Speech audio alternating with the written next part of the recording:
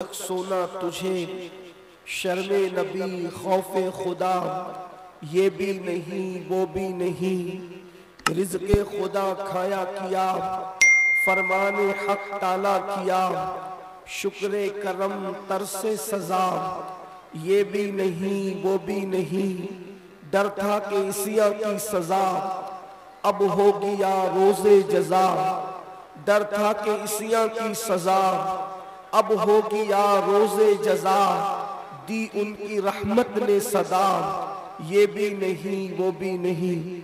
आज की ये महफिल राजमहल की सरजमीन पर इस्लाहे अकायद व अमाल के हवाले से इनेकाद पजीर है। उसी मुनासिबत से आये करीमा तिलावत की गई है। अल्लाह तबारक व ताला की बारगाह में दुआ है कि अल्लाह रब्बुल इज़्ज़त मुझे हक कहने और आप सबको हक सुनकर उस पर अमल करने और उसे आम करने की तौफीक अता फरमाए। बहैसियत मोमिन ईमान वाला होने की हैसियत से हमारे अकायद में ये बुनियादी अकीदा है कि मरने के बाद हमें फिर जिंदा किया जाएगा, मरने के बाद हमें फिर उठाया जाएगा।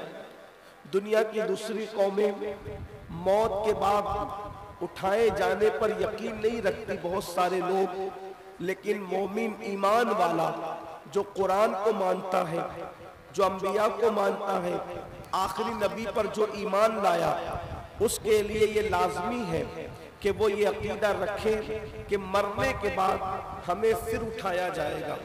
और जब हमें उठाया जाएगा तो किस लिए उठाया जाएगा? हमें उठाने का मकसद ये होगा, अल्लाह अकबर, के इंसान से उसके आमाल के बारे में उससे सवाल किया जाए। कुरान कहता है अयहसबुल इंसानु अन युत्रका सुदा, क्या इंसान ये तसव्वुर करता है कि उससे हिसाब नहीं होगा? उससे जरूर हिसाब होगा। इंसान से हिसाब लिया जाएगा और किस माहौल में लिया जाएगा उसकी एक झलक। फिर उसके बाद अस्ल उन्वान की तरफ आते हैं। मेरे सारे भाइयों की और सारी बहनों की खुसूसी तवज्जो का तालिब हूँ, किस माहौल में हिसाब होगा? अल्लाह अकबर, अगर ठंडी ठंडी हवाओं के माहौल के अंदर अल्लाह रब्बुल इज़्ज़त इंसान से हिसाब ले, अगर बागो बहार के माहौल में इंसान से अल्लाह हिसाब ले, अल्लाह अकबर, रहमतों की फुआर के माहौल में अगर अल्लाह इंसान से हिसाब ले, तो भी इंसान के बस में नहीं, तो भी इंसान की ताकत नहीं, तो भी इंसान की कुव्वत नहीं कि वो अल्लाह को जवाब दे सके।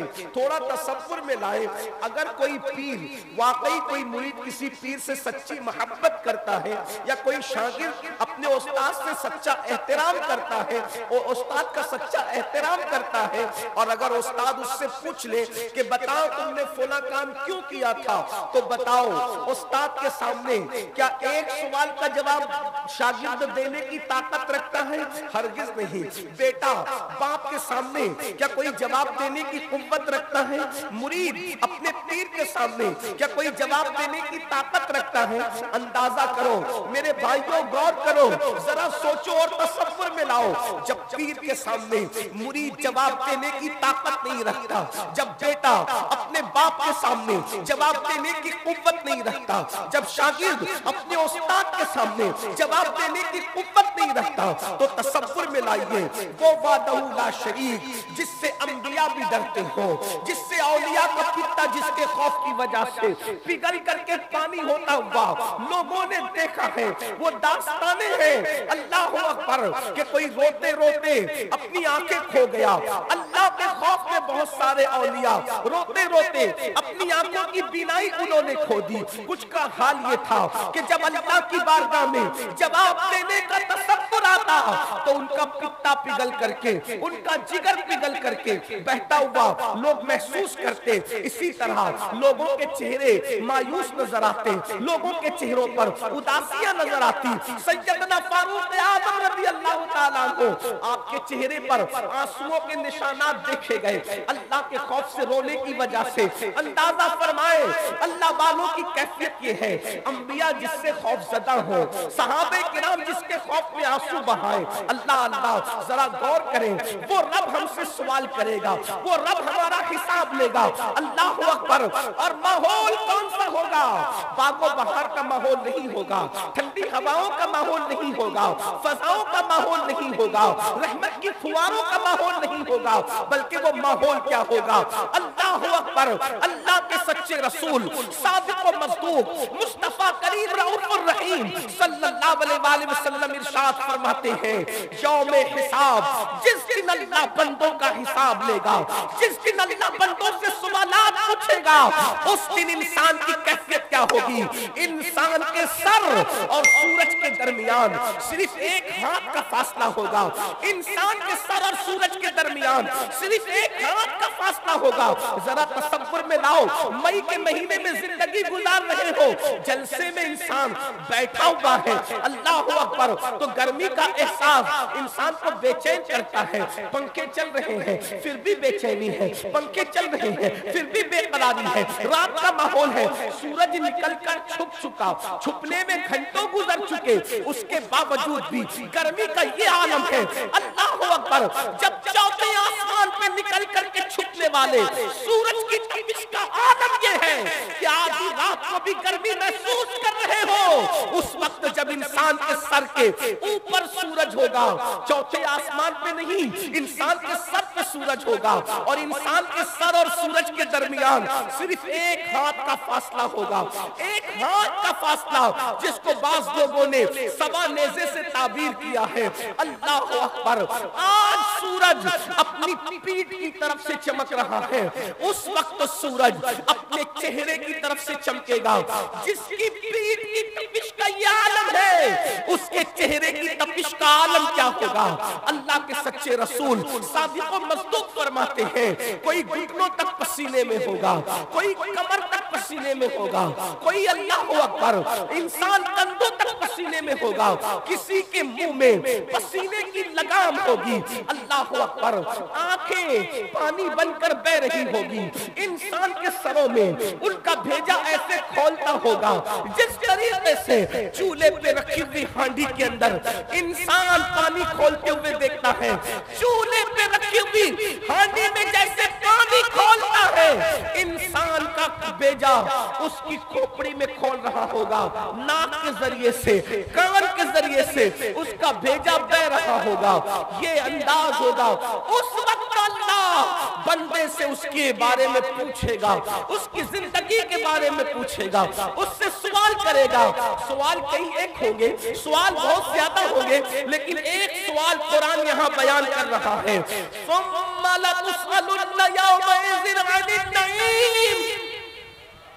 उस माहौल में उस दिन हम तुमसे नईम के बारे में पूछेंगे। नईम, नईम के बारे में अल्लाह तुमसे पूछेगा। नईम क्या चीज है? मुफस्सिरीन ने मुख्तलिफ अक़वाल बयान किए। नईम से मुराद ये, नईम से मुराद ये, नईम से मुराद ये। जो एक कौल आज आपके सामने पेश करना, अक़वाल बहुत है, क्योंकि कुरान की एक एक आयत की 70-70 हजार तफासिर बयान की गई है, और ये तो जाहिरी है। इसके अलावा जो बातिनी तफासिर है उसका तो कोई अंदाजा ही नहीं। बल्कि इमाम अब्दुल वहाब शारानी तो यहाँ तक फरमाते हैं कि कुरान का नुज़ूल कब हुआ है, मगर मानिए कुरान का नुज़ूल आज भी उलमा के दिल पर हो रहा है। हर दिन एक नया माना लोगों के दिलों पर, जो अहलुल्लाह है, अल्लाह वाले हैं, उलमाए रब्बानीयीन हैं, उनके दिलों पर अब भी मानिए कुरान नाजिल होती है, कुरान मुकद्दस का माना नाजिल होता है। अल्लाह अकबर। आयत नहीं नाजिल हो सकती, वही नहीं आ सकती, अब कुरान नाजिल नहीं हो सकता, क्योंकि कुरान मुकम्मल हो चुका है। लेकिन मुस्तफा जान रहमत के दिल के सदक़े में उलमा के दिलों पर अब भी मानिए कुरान का नुज़ूल हो रहा है। अल्लाह तुमसे नईम के बारे में पूछेगा। तो मुफस्सिरीन ने एक और नईम का ये बयान फरमाया, अल्लाह तुमसे क़यामत के दिन उस माहौल में जब सर पे सूरज होगा भेजा, इंसान के खोपड़ी में खोलकर उसकी नाक और उसके कान से बह रहा होगा। उस वक्त उसकी आंखें पिघल पिघल कर पानी बनकर बह रही होगी। उस वक्त माँ बेटे से भाग रही होगी, बाप बेटे के काम ना आ सकेगा। गुजरा करे पिसर पे, पितर को खबर न हो, बाप पे गुजरेगी तो बेटे को पता नहीं, बेटे पे गुजरेगी बाप को पता नहीं। बीवी कहाँ है शोहर को पता नहीं, शोहर कहाँ है बीवी को पता नहीं। नफ्सा नफ्सी का आलम है। अल्लाहु अकबर। उस माहौल में अल्लाह तुमसे पूछेगा, सुम्मा लतुसअलुन्ना यौमइज़िन अनिन नईम। नईम के बारे में, नईम से मुराद मुफस्सिरीन कहते हैं अल्लाह तुमसे उस माहौल में तुम्हारी जवानी के बारे में पूछेगा कि बताओ तुमने अपनी जवानी की रातों को कहाँ गुजारा, तुमने अपनी जवानी के दिन को कहाँ गुजारा, कैसे गुजारा।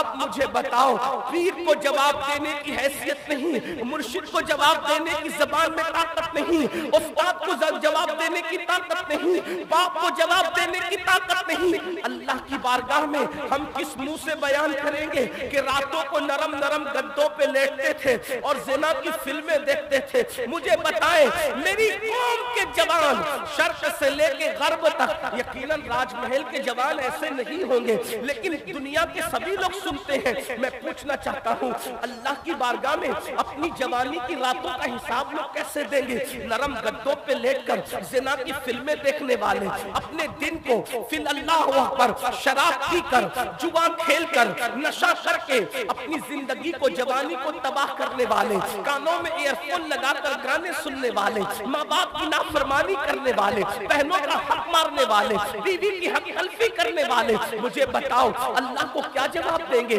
और माएँ और बहनें भी मौजूद हैं। बहनें अल्लाह को कैसे जवाब दे सकेगी कि वो बगैर दुपट्टे के बड़ी बेबाकी के साथ कभी मेलों में जाया करती थी, कभी फिल्मों में जाया करती थी, कभी वलीमों में जाया करती थी। मुझे बताओ, अल्लाह तुमसे तुम्हारी जवानी के मुतालिक पूछेगा।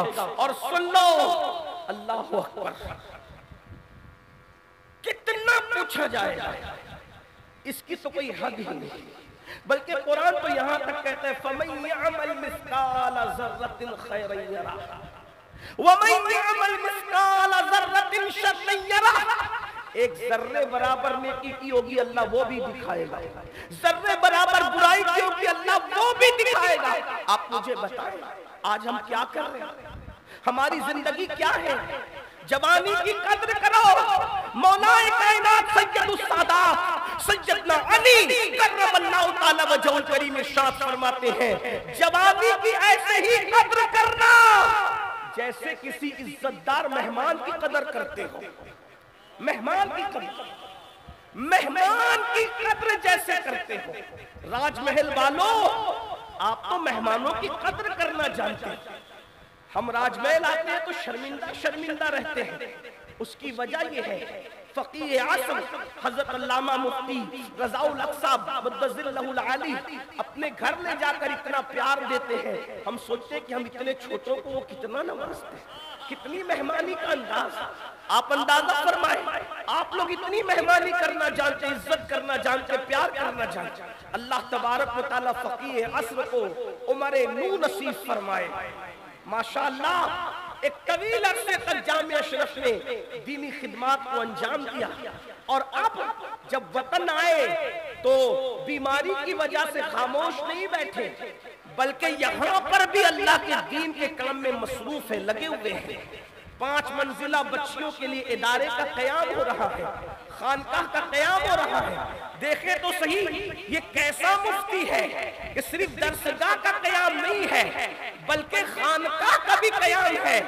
और ये फिक्र में अगर किसी ने रंगीनी दी है तो वो मखदूमुल मशाइख हुजूर सरकार कला रहमतुल्लाहि ताला अलैह के अफकार और नजरियात की बरकत में।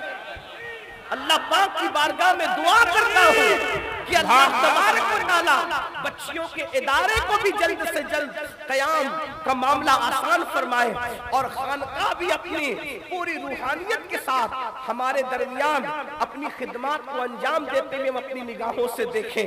अल्लाह की बारगाह में दुआ है कि अल्लाह आसान फरमाए। मैं अर्ज ये कर रहा था, गौर फरमाओ मेरी कौम के जवानों, मौला मुश्किल कुशा सैयदुस सादात सैयदना मौला अली करमल्लाहु तआला वजहुल करीम फरमाते हैं, जवानी की ऐसे ही कद्र करो जैसे मुअज़्ज़ज़ मेहमान की इज्जत और कद्र करते हो। क्यों? मेहमान वही होता है जो जाने के लिए आता है। मेहमान उसी को कहते हैं जो जाने के लिए आता, बल्कि मेहमान कोई मेहमान हो, अगर वो वाकई मेहमान है तो वो 3 दिन से ज्यादा रुक नहीं सकता। हर एक को पता है कि मेहमान बन गया तो 3 दिन में चला जाएगा, और जो 3 दिन में न जाए वो मेहमान नहीं हो सकता। 3 दिन में जो जाए वही मेहमान है, और जो 3 दिन के बाद रुके, हुजूर अलैहिस्सलाम ने खुद फरमाया 3 दिन तक मेहमान है, उसके बाद सदका है। उसकी तफसील आप जानते हैं माशाअल्लाह, ये तो उलमा की सरजमीन है। 3 दिन तक मेहमान रुकता है। मौला मुश्किल कुशा के कौल की नुदरत पर कुर्बान, उस अजर जिक्र पर कुर्बान, जैसे मेहमान 3 दिन से ज्यादा नहीं रुकता, वैसे जवानी 30 साल से ज्यादा किसी के पास नहीं रुकती। 16 साल पर शुरू होती है और 46 साल और 50 आते आते इंसान की जवानी खत्म हो जाती है। तो फरमाया जवानी की ऐसी कद्र करो जैसे इज्जतदार मेहमान की कद्र करते हो। और अल्लाह को जवानी भी पसंद और जवानी की इबादत भी पसंद, इसीलिए तो अल्लाह के सच्चे रसूल सादिक और मज़दूक मुस्तफा जान रहमत गैब का नबी सल्लल्लाहु अलैहि वसल्लम ने इरशाद फरमाया, जवानों की कद्र करो। हमारे मज़हब में जवान की क्या इज्जत है। अल्लाह के सच्चे रसूल पूरी कायनात जिनकी इज्जत करती है, बल्कि इज्जत भी जिसकी इज्जत करती हो, वो रसूल फरमाते हैं जवानों की कद्र करो।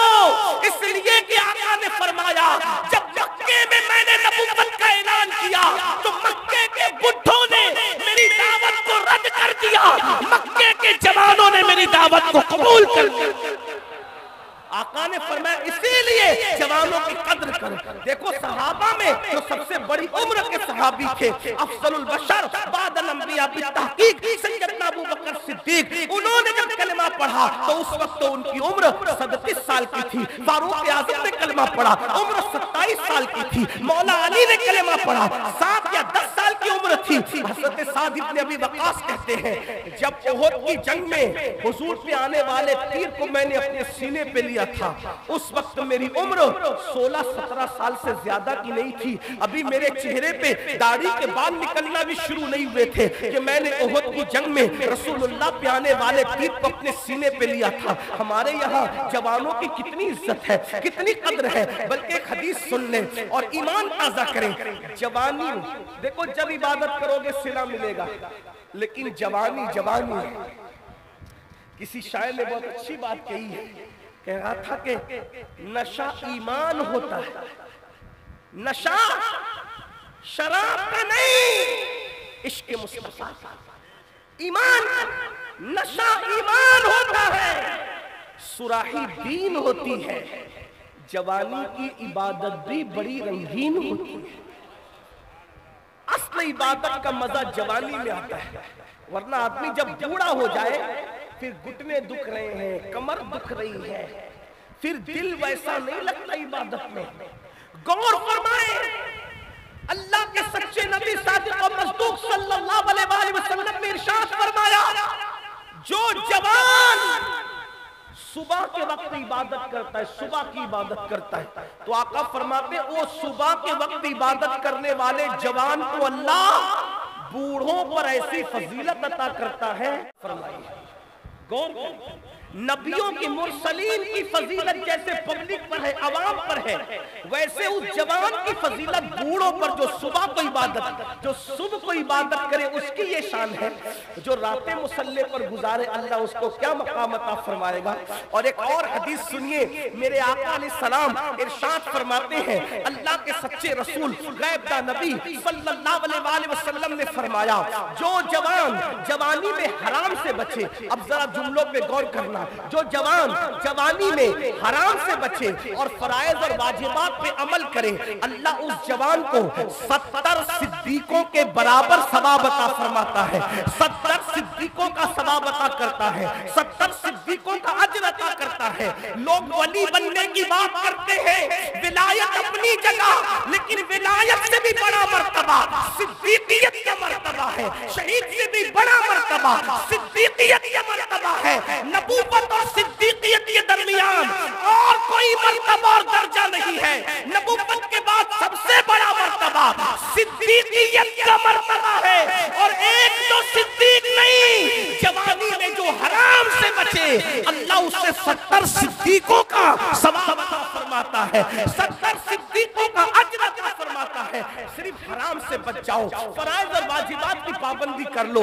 आइए हराम से कैसे बचे, क्या क्या हराम है, मैं चंद हराम आपको गिनाता हूँ, अल्लाह करे आप बच जाएं। सिद्दीक एक सिद्दीक नहीं, 70 सिद्दीकों का अज्र।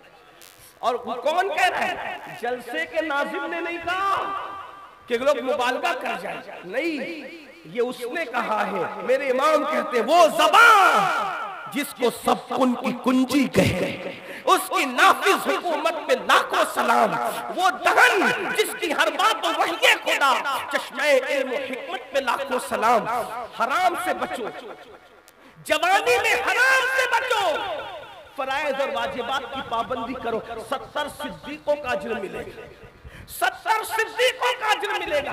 हराम क्या है? नंबर 1 लेते चले जितने वक्त में गुंजाइश है, क्योंकि महफिल तो जारी रहेगी, लेकिन मुझे अपने वक्त में गुफ्तगू तमाम करनी होगी। लेकिन नंबर 1 पहली चीज जो हराम है और अशद हराम है वो है झूठ। झूठ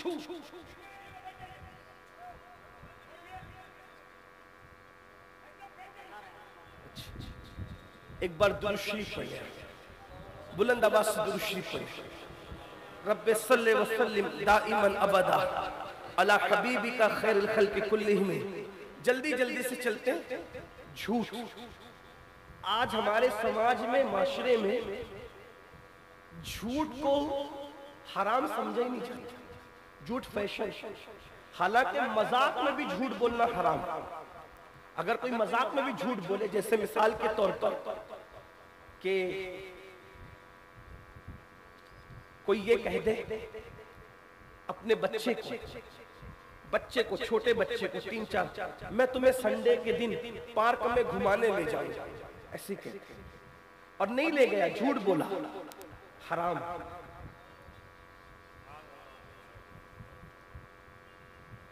मजाक में बोल दिया, वो देखो अब्दुल रहमान आ रहा है, हालांकि कोई नहीं आ रहा था, ये भी हराम। अंदाजा फरमाए जिस मजहब में, अब जरा तवज्जो से गौर, मेरे भाइयों टाइम मेरे पास कम है, अगर आप लोग इसी तरह बात करते रहे तो मेरा वक्त, कोई कुछ ना कहे, कोई मैं अर्ज कर रहा हूँ, कोई कुछ ना कहे, थोड़ी देर सुनिए, बहुत अच्छे लोग हैं आप, मोहब्बत वाले लोग, थोड़ी देर सुने। आधे घंटे से भी कम में गुफ्तगू मुकम्मल कर लूंगा, लेकिन सुन ले, इसलिए कि कभी कभी तो आप लोगों से मुलाकातें होती, आप लोग बहुत बड़े बड़े खुतबा को बुलाते हैं, सुनते हैं। मैं कोई खतीब नहीं, मैं सिर्फ अपने दिल का दर्द आपके दिलों के दरवाजे पे उंडेलना चाहता हूं, बस, और कोई बात नहीं। झूठ मजाक में भी हराम। गौर फरमाए, जिस मजहब में मजाक में भी झूठ हराम हो, आज वो कौम मस्जिद के अंदर बैठकर भी झूठ बोलती। सोचो, बल्कि अल्लाह के रसूल सल्लल्लाहु अलैहि वसल्लम से पूछा गया कि या रसूल अल्लाह सल्लल्लाहु अलैहि वसल्लम, क्या कोई मोमिन फला गुनाह कर सकता है? फरमाया हाँ कर सकता है। एक बहुत बड़े गुनाह का नाम लिया, मैं नहीं लूंगा, इसलिए नहीं लूंगा कि लोग आज उसका भी मिसयूज कर सकते हैं। तो कोई मोमिन फला गुना कर सकता है? हुजूर अलैहिस्सलाम ने हाँ कर सकता है। कोई मोमिन फला गुना भी कर सकता है? हाँ कर सकता है। फिर पूछा या रसूल अल्लाह, क्या मोमिन झूठ भी बोल सकता है? आका ने फरमाया नहीं, जो मोमिन होगा वो झूठ नहीं बोल सकता। गौर फरमाया, कौन है? इसका मतलब ये है हम लोग कादरी बन गए, बरकाती बन गए, रजवी बन गए, अशरफी बन गए, वारसी बन गए, मदारी बन गए, हम मोमिन कब बने? कामिल मोमिन कब बने? बड़ी माजरत के साथ अगर पीर और मुर्शिद ने टोपी दी है, हम उस टोपी की कितनी इज्जत करते हैं और करना भी चाहिए। पीर मुर्शिद ने अमामा दिया है, शजरा दिया है, पीर और मुर्शिद ने अपना लिबास दे दिया है, कितनी इज्जत करते हैं, संभाल के रखा है। कहा क्या इसको कब्र में ले जाएंगे? आपसे पूछता हूँ, पीर के दिए हुए तोहफे की कदर है? रसूलुल्लाह ने जो शरीयत का तोहफा दिया, अल्लाह के कानून का तोहफा दिया, कुरान जैसा अजीम तोहफा दिया, उसकी हमारे नजदीक क्या कदर है? पीर का शजरा जितना कीमती है, उससे बढ़कर सारे पीरों के पीर, पीराने पीर के भी पीर मोहम्मद रसूलुल्लाह ने तो हमें कुरान जैसा अजीम दस्तूर अता फरमाया। वो कहाँ है? वो जिंदगियों में कहाँ है? शजरों की बिल्कुल इज्जत की जाती है और की जाएगी, हम इसके कभी मुखालिफ नहीं। लेकिन मैं तो ये कहता हूँ, सुन्नियों से ज्यादा कुरान की अहमियत को कोई समझ नहीं सकता। क्यों? इसलिए कि जो कौम पीर के शजरे को इतना जान से ज्यादा अजीज समझती हो, वो रसूलुल्लाह की दी हुई किताब को कितना अजीज समझना चाहिए। लेकिन बड़ी माजरत के साथ हमने जोर और चीजों पे दिया, हकायक से हम कहीं ना कहीं आंखें चुरा रहे। और सुन लो, अपने जमाने के बड़े बड़े मुफ्तियों के दरमियान अगर मैं गलती करूं तो ये मेरी इस्लाह करेंगे। और ये सिर्फ दारुल वाले दरसदाई लोग नहीं, बल्कि खानकाई लोग भी हैं। सुन लेना, अगर रसूलुल्लाह के दिए हुए कुरान की कद्र नहीं करोगे तो पीर का शजरा कब्र में रखना कोई तुम्हारे काम नहीं आ सकेगा। कुरान को छोड़ दिया, जो कौम कुरान को छोड़ दे, अल्लाह के रसूल उसके खिलाफ अल्लाह की अदालत में शिकायत करेंगे, अल्लाह मेरी कौम ने मेरे कुरान को छोड़ दिया था। जिसकी शिकायत शाफ़ी यौमुन नुशूर करे, उसकी सिफारिश कौन करेगा? कौन उसकी सिफारिश करेगा? और कुरान में है कि अल्लाह रब्बुल इज्जत झूठों पर लानत करता, लानतुल्लाहि अलल काज़िबीन, झूठों पे अल्लाह की लानत है। हदीस पाक में आया, जब कोई बंदा एक बार झूठ बोलता है तो उसके मुंह से इतनी बदबू निकलती है कि 1 मील दूर फरिश्ता हट जाता है। तुम्हारे हमने बड़े बड़े मंजन, बहुत ज्यादा कीमती जो है वो ट्यूब पेस्ट इस्तेमाल करके मुंह की बदबू दूर करने की कोशिश की। वो झूठ की बदबू जिससे फरिश्ता दूर हटता है, उसके लिए कौन सी सफाई का इंतजाम किया? हराम से बचो जवानी में, 70 सिद्दीकों का सवाब नहीं। नंबर 2, दूसरा हराम बदनिगाही, यानी जिन जैसे बदनिगाही से मुराद औरतों को बेपर्दा देखना। ये भी लोग गुनाह नहीं समझते। और ये भी समझ ले, जान ले कि जिस तरह मर्दों का औरतों को बिला उज्र देखना हराम है, वैसी औरतों का मर्दों को भी बिला उज्र देखना हराम है। कुरान कहता है कुल लिल मुमिनीना यगुद्दू मिन अबसारिहिम, मोमिनों को कह दो, ए महबूब, अपने गुलामों को, मोमिनों को कह दो कि वो अपनी निगाहों को नीची रखें। आज बदनिगाही जो हराम है, बल्कि हदीस पाक में आया कि शैतान के तीरों में से तीर है बदनिगाही, यानी औरतों पे बदी की नजर डालना, औरतों पर पाप की नजर डालना, औरतों पर गुनाह की नजर डालना। कितने लोग नजरों को बचाते हैं, निगाहों को कितने लोग बचाते हैं, कितने लोग हिफाजत करते हैं। सैयदुत ताइफा हजरत जुनैद बगदादी रज़ी अल्लाह ताला अन्हु फरमाते हैं, हो सके तकवे की बात, हो सके अगर तुम्हें दूध दोने की जिम्मेदारी नहीं है, दूध दोना तुम्हारा काम नहीं है, तो हो सके तो बकरी और गाय के थनों को भी देखने से परहेज किया करो। ये तकवे से ज्यादा करीब है, ये परहेजगारी से ज्यादा करें। एक बार जुनैद बगदादी सरकार की बारगाह में जवान आके कहता है, हजरत मुझे नमाज में लज्जत नहीं मिलती। तो फरमाया, शायद तूने किसी जानी की आंखों में तक लिया है, इसलिए अल्लाह ने तुझसे नमाज की लज्जत को छीन लिया है। जानी की आंखों में तकने से नमाज की लज्जत छीन ली जाती है। जो कौम रात के 3-3 बजे तक जिना की फिल्में देखे, उस कौम को नमाज की तौफीक कैसे हो सकती है? इसलिए कि कुदरत जिससे नाराज होती है उससे रोजी रोटी नहीं छीनती। कुदरत जिससे नाराज होती है उससे इबादत की तौफीक छीन लेती है। मस्जिदों से दूर होने वालों, मस्जिदों से रिश्ता तोड़ लेने वालों, मैं तो लोगों को कहता हूँ, क्या दिन आ गए। इकबाल जैसे मुफक्किर ने कहा था, दी अजाने कभी यूरोप के कलीसाओं में और अफ्रीका के तपते हुए सहराओं में, दश्त तो दश्त है दरिया बिना छोड़े हमने, बहरे जुल्मात में दौड़ा दिए घोड़े हमने। मैं पूछना चाहता हूँ, तुम ही तो थे ना मेरे जवानों, तुमने यूरोप के कलीसाओं में अजानें पड़ी थी, अफ्रीका के सहराओं में अजानें पड़ी थी, तुम ही थे। आपसे पूछता हूँ, आज तुम यूरोप के कलीसाओं में कैसे अजान पढ़ोगे? जिसकी हालत आज इतनी गिर चुकी, जो खुद के पैदा किए हुए बच्चे के कान में अजान देने का इल्म नहीं रखता, वो यूरोप के कलीसाओं में कैसे अजान दे सकता है? वो अफ्रीका के सहराओं में कैसे अजान दे सकता है? कितने हालात गिर गए, दीन से कितने दूर हो गए। आओ, सैयदना सलमान फारसी सरकार इरशाद फरमाते हैं। हजरत सलमान फारसी कौन है? अल्लाह अकबर, जिनके बारे में मेरे आका ने इरशाद फरमाया कि सलमान मेरी उम्मत के जाहिदों में से। कैसा जाहिद?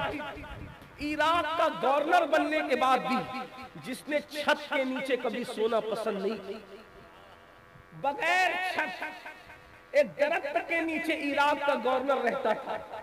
जिसका खुद का घर नहीं था उसे सलमान फारसी कहते हैं। जिसने कभी अपना घर नहीं बनाया उसको सलमान फारसी कहते हैं। अल्लाह अकबर, वो सलमान फारसी फरमाते, देखो निगाह की हिफाजत के बारे में सरकार सलमान फारसी का कौल सुन। सलमान फारसी फरमाते, मैं मारा जाऊं फिर जिंदा किया जाऊं, फिर मारा जाऊं फिर जिंदा किया जाऊं, फिर मारा जाऊं फिर जिंदा किया जाऊं। 3 बार मरने की तकलीफ उठाना मेरे लिए आसान है, लेकिन एक मर्तबा किसी की शर्मदा देखना मेरे लिए मुश्किल है। जुमले पे गौर करें, अंदाजा करें। मेरी कौम के जवानों, जवानी में अपने आप को बर्बाद मत करो, हलाक मत करो, तबाह मत करो, सोचो और गौर करो। सलमान फारसी कहते 3 मर्तबा मौत की तकलीफ उठाना आसान और एक मर्तबा किसी की शर्मदा देखना मेरे लिए मुश्किल। का क्यों? कहा कि एक बार किसी की शर्मदा देखने पर या खुद की शर्मदा दिखाने पर जो अजाब दिया जाएगा, वो अजाब 3 मर्तबा मौत की तकलीफ से भी ज्यादा सख्त होगा। इसलिए मैं मरना तो पसंद करता हूं, लेकिन किसी की शर्मगाह, किसी के सतर को देखना पसंद नहीं करता। ये बातें हया की वजह से कहने की हिम्मत भी नहीं होती, मगर करें क्या? जैसा मरीज है वैसी दवा तो देनी पड़ेगी। वो कौम सलमान फारसी जो ये बात कहे कि 3 मर्तबा मरने की तकलीफ उठाना गवारा है, मगर एक बार किसी के सतर देखने पे जो अजाब होगा उसकी तकलीफ हम बर्दाश्त नहीं कर सकते। आज क्या हो गया? जिना की फिल्में आम हो रही है, अल्लाह अकबर, और उसी की वजह से ज़िना भी आम हो रहा है। मेरी कौम के जवान 16-16, 17-17 साल की उम्र में वो सब कुछ कर जा रहे हैं, अल्लाह अकबर, जिसका तसव्वुर नहीं किया जा सकता। अल्लाह अकबर, यही कौम के जवान थे, यही मुस्लिम जवानों की कैफियत थी। अगर कोई बंदा अपनी बेटी को इज्जत की हिफाजत चाहता तो वो कहता चलो चलकर मुसलमानों के मोहल्ले में रहेंगे, इसलिए कि मुसलमान लोग किसी की बेटी पर हाथ नहीं उठाते, किसी की बेटी पे आंख नहीं उठाते। अल्लाह अकबर, ये किरदार था।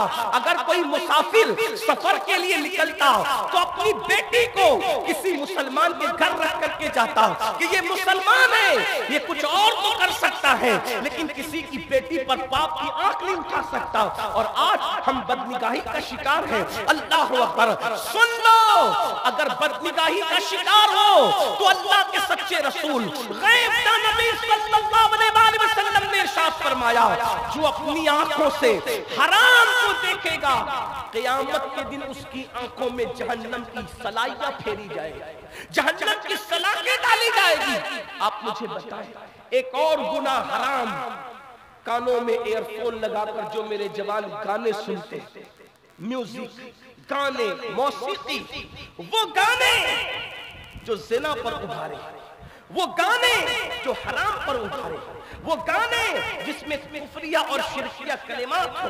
अल्लाह के रसूल सल्लल्लाहु अलैहि वसल्लम इरशाद फरमाते हैं कि जिन कानों ने गाने सुने होंगे, क़यामत के दिन उन कानों में शीशा पिघला करके डाला जाए।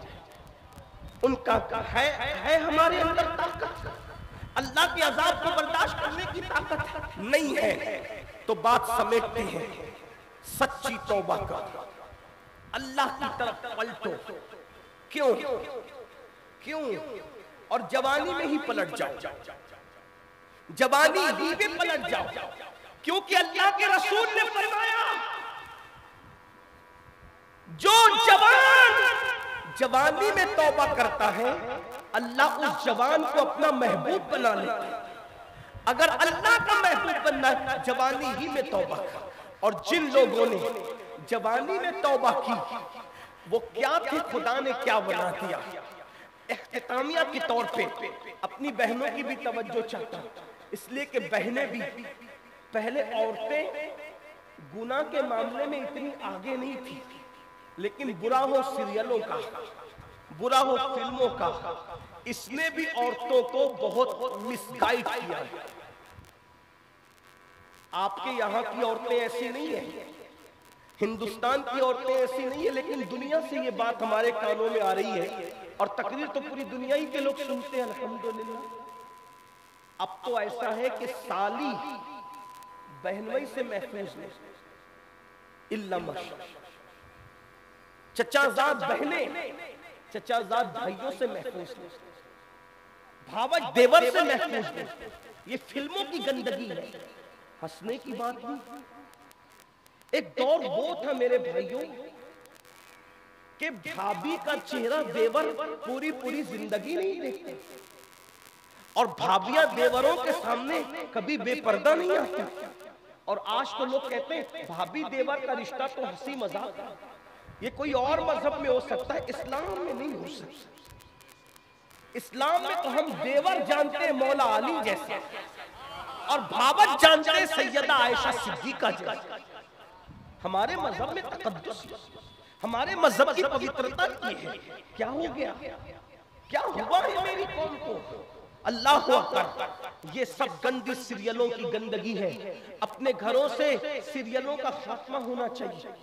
बहुत शौक से आज कौम की बच्चियां पाकिस्तानी सीरियल देखती, हिंदुस्तानी सीरियल देखती, और बच्चियां बहुत शौक से कहती हिंदुस्तान और पाकिस्तान के जो सीरियल है उसमें घरेलू दास्तान, कोई घरेलू दास्तान नहीं है, उसमें अफेयर सिखाया जा रहा है, देवर भावच की गंदगी के ताल्लुकात सिखाए जा रहे हैं, साली और बहनवई को गंदगी की ट्रेनिंग दी जा रही है।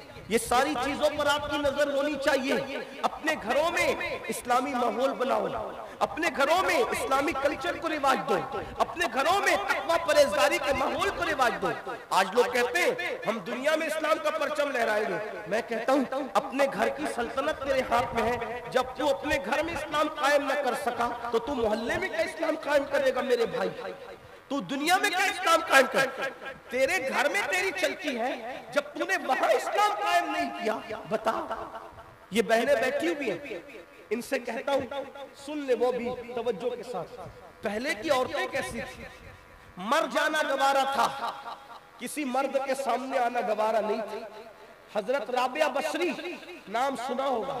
वो राबिया काबा जिसके इस्तेकबाल के लिए आता, मशहूर वाकया, बार बार आपने सुना होगा। अगर नहीं सुना है तो दो जुमले में सिर्फ इशारा कर दूं, वाकया नहीं बताता। जब राबिया बसरी हज के लिए गई तो क्या देखा कि काबा राबिया के इस्तेकबाल के लिए आया। तो राबिया ने काबा देख के कहा, ए काबा तू क्यों आया? मैं तुझे तो देखने नहीं आई थी, मैं तो यार के दीदार के लिए आई। वो राबिया बसरी एक मर्तबा जा रही है रास्ते से, किसी मर्द ने देख लिया, राबिया बसरी को किसी मर्द ने देख लिया। तवज्जो करें, आज मर्द देख ले, मर्द पकड़ ले, चूड़ी पहनाने के बहाने औरतें अपना हाथ मर्दों के हाथ में देती, हाथ लगाते, और उसके बाद मेहंदी वाला हाथ लगा के कुचल चुका, चूड़िया वाला हाथ लगा के कुचल चुका, फिर रही सही कसर वो कैमरामैन पूरी कर लेता है जो वीडियो शूटिंग के मौके के लिए आपके घरों की शादी में आता है। वो बाज़ाब्ता तौर पर लड़कियों को हाथ से ट्रेन करता है, इस तरह हाथ रखो, हाथ लगा लगा के इस तरह दुपट्टा रखो। कहाँ जाती है गैरत? अल्लाह के रसूल ने ऐसे मर्दों के बारे में क्या कहा? अल्लाह ने जन्नत में लिख रखा है कि जन्नत दय्यूसों पे हराम कर दी गई, जन्नत दय्यूसों पे हराम कर दी गई।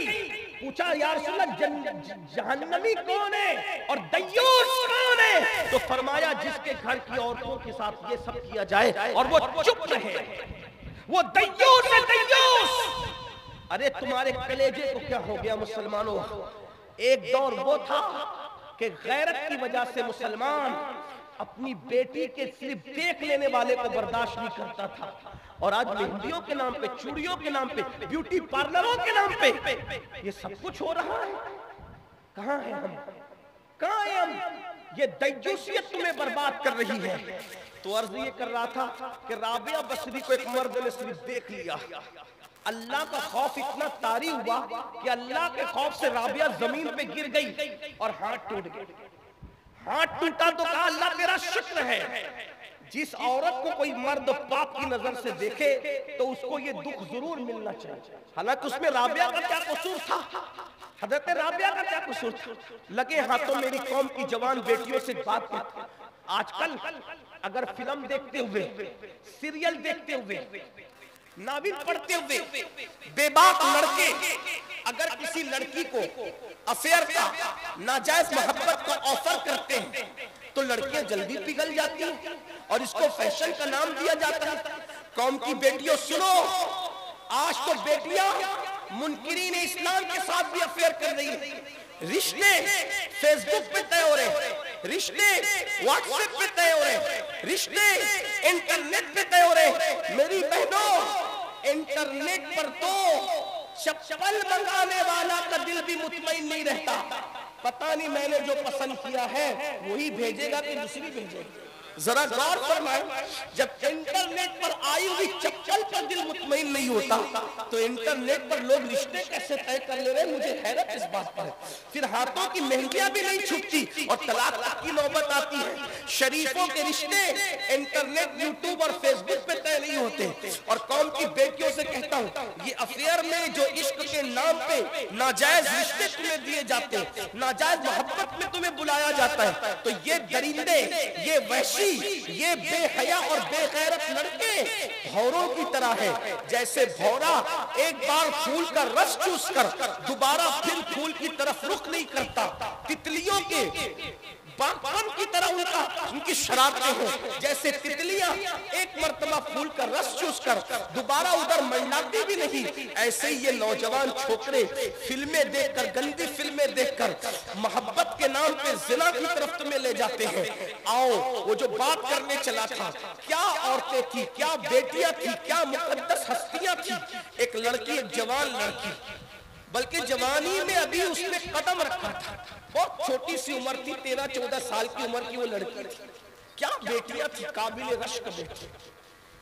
उनके जिक्र से आज भी निगाहों में तकद्दुस पैदा होता। 13-14 साल की बेटी है। माँ ने कहा बेटा चली जरा बाजार चली जा और फला सामान लेकर बाजार जा, थोड़ा सामान ले।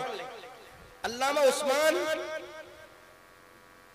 उस्मान इब्ने शाकिर लिखते हैं कि माँ ने कहा कि जा और कुछ सामान लेकर। 13-14 साल की लड़की वो बाजार क्या गई, एक जवान लड़का, वो भी 16-17 साल का, बहुत उम्र उसकी भी नहीं थी, 16-17 साल का वो जवान, वो बाजार आया और आने के बाद उस जवान ने उस लड़की को देखा और देखने के बाद कहा, ये लड़की कितनी खूबसूरत है, कितनी हसीन है।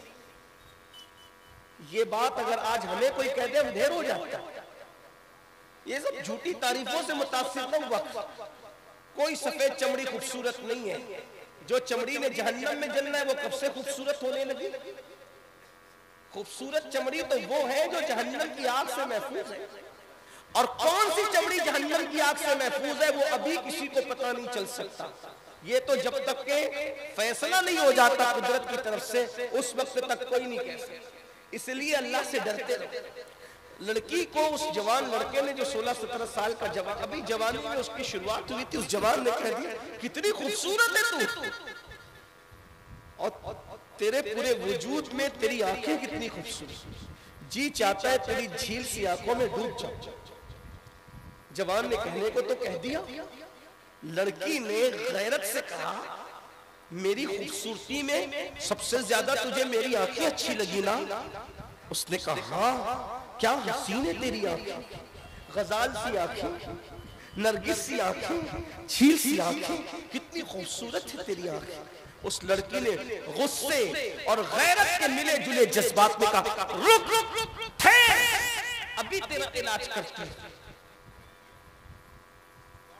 वो जवान वही ठहर गया। लड़की गई और चंद मिनटों के बाद एक बूढ़ी कनीज आई।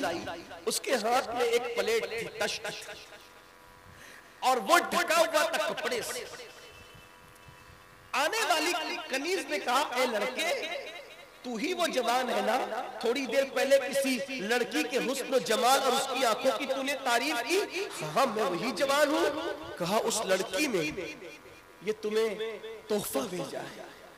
वो जवान समझ गया पहली ही मोहब्बत कामयाब, पहली मुलाकात कामयाब। लेकिन जैसे ही उसने तश्त से कपड़ा हटाया हैरान रह गया।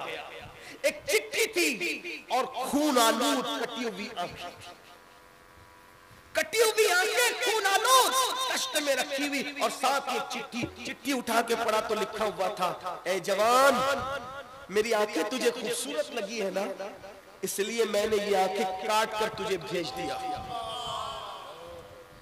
ये कटी हुई आंखें ले ले और मुझे भूल जा, दोबारा मुझे कभी याद मत करना।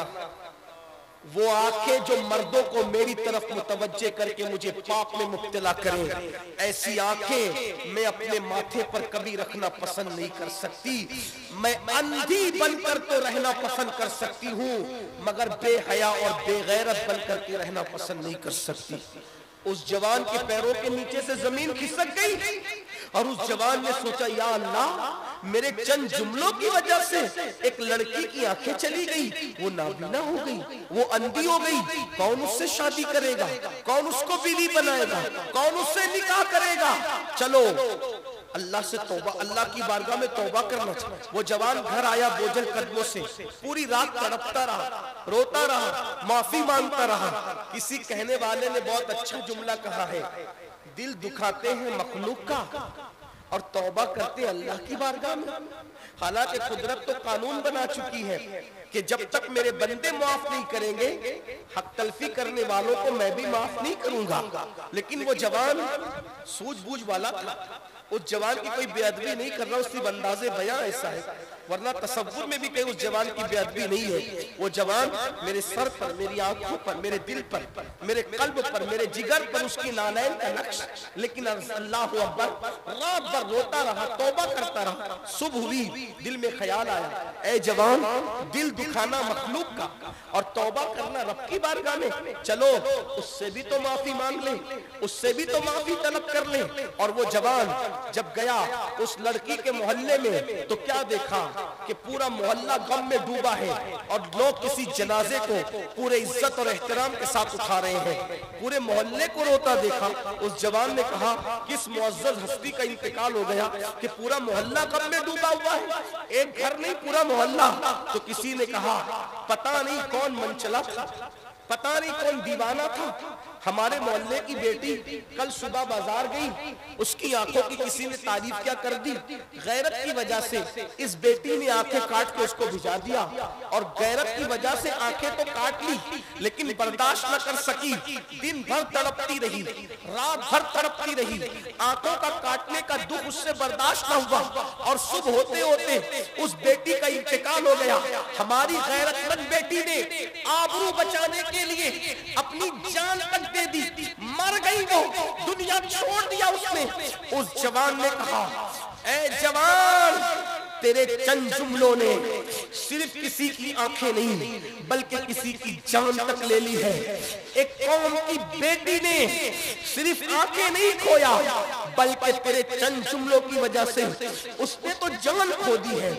मर गई एक कौम की एक बेगैरत बेटी, एक बागैरत बेटी मर गई एक कौम की। ए जवान, तेने क्या कर दिया? एहसास, एहसास, एहसास। फिर उस जवान ने जो 16-17 साल का जवान था, उसने अल्लाह की बारगाह में सच्ची तौबा की, मौला मेरे चंद जुमलों से किसी की आंख जा सकती है, किसी की जान जा सकती है।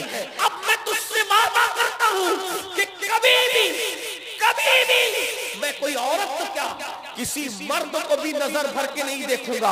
और फिर तौबा के बाद जवानी में तौबा की बरकत, ये है जवानी में तौबा की इनायत। इसलिए मेरे जवानों, आओ सिद्क दिल से हम सब अल्लाह की बारगाह में तौबा करें, अपने आप को बदलें, जिंदगी में इंकलाब पैदा करें। वरना याद रखें, ये जवानी आई है चली जाएगी, बुढ़ापे में पछताओगे। और जो जवानी में पाप और जुर्म करते हैं, अल्लाह उनको इतना दर्दनाक बुढ़ापा देता है, इतना जलील बुढ़ापा देता है, वो बिस्तरों में छुप छुप के रोते हैं, लेकिन बहुत देर हो चुकी होती है, कोई पूछता नहीं। हत्ता को जवानी में पाप करने वाले बुढ़ापे में भीख मांगते हैं तो कुदरत उनको भीख भी नहीं मिलने देती। सैयदुत ताइफा हजरत जुनैद बगदादी बगदाद के बाजार से गुजर रहे थे, एक बुड्ढा भीख मांग रहा था, बगदाद वाले उसके कटोरे में भीख भी नहीं डाल रहे थे। तो किसी ने कहा, मुर्शिद, बगदाद वाले इतने सख्त दिल हो गए कि इस बुड्ढे को भीख भी नहीं देते। तो मुर्शिद जुनैद बगदादी ने फरमाया था कि शायद इसने जवानी में पाप किए होंगे, इसलिए अल्लाह ने इसको इतना जलील बुढ़ापा दिया। और जब तहकीक की गई तो पता चला कि सरकार जुनैद बगदादी का अंदाजा सही था।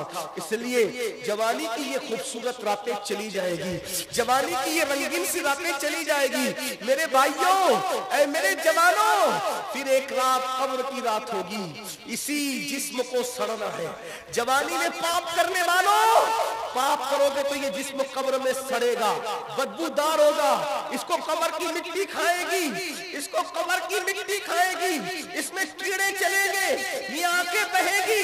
ये बद्दुआ के तौर पे नहीं कह रहा हूँ, ये बातें हदीस में आई है, ये बातें रिवायतों में आई है, ये बातें मुशाहिदे की है। कब्रों में मिट्टी पिघाल देगी जिस्म को। सोचो तो सही, जो जिस्म मच्छर का डंक बर्दाश्त नहीं कर सकता, जो जिस्म मक्खी का डंक बर्दाश्त नहीं कर सकता, जवानी में पाप करने वालों, जब इसको कीड़े पड़ेंगे, इसमें इस जिस्म में कीड़े, पाप करने वालों कीड़े, तो कैसे बर्दाश्त करोगे? कौन बचाएगा? सफेद कपड़े पहनकर स्मार्ट बनने वालों, चेहरे पे गाज़े हुस्न बनकर मल के खूबसूरत बनने वालों, कॉस्मेटिक आइटम का इस्तेमाल करके हसीन बनने वालों, कॉस्मेटिक आइटम के इस्तेमाल को मैं मना नहीं करता, अगर हराम नहीं है तो खूबसूरती के लिए इस्तेमाल कर सकते हो, लेकिन याद रखो दुनिया में चमड़ी को चमका के क्या मिलेगा? अगर पाप कर रहे हो तो इसी खूबसूरत चमड़ी को कब्र के कीड़े खाएंगे। इसलिए तौबा कर लो, सुधर जाओ, बदल जाओ, तब्दील हो जाओ, अल्लाह को राजी कर लो, अल्लाह को मना लो। अगर जवानी में खुदा को मना लिया तो कब्र के कीड़े तो दूर की बात है, इंशाअल्लाह तुम्हारा कफन भी मैला नहीं होगा और दुनिया कहने से मजबूर हो जाएगी। ज़मीन मैली नहीं होती, ज़मान मैला नहीं होता, मोहब्बत के गुलामों का कफन मैला नहीं होता। नारे तकबीर, नारे रिसालत, फैज़ान मखदूम अशरफ कॉन्फ्रेंस। अस्तग़फिरुल्लाह व मा अलैना इल्लल बलाग। अस्सलामु अलैकुम व रहमतुल्लाहि व बरकातुहू। जाए नहीं, महफिल जारी रहेगी, आप तशरीफ रखें, महफिल के तक़द्दुस को कायम रखें।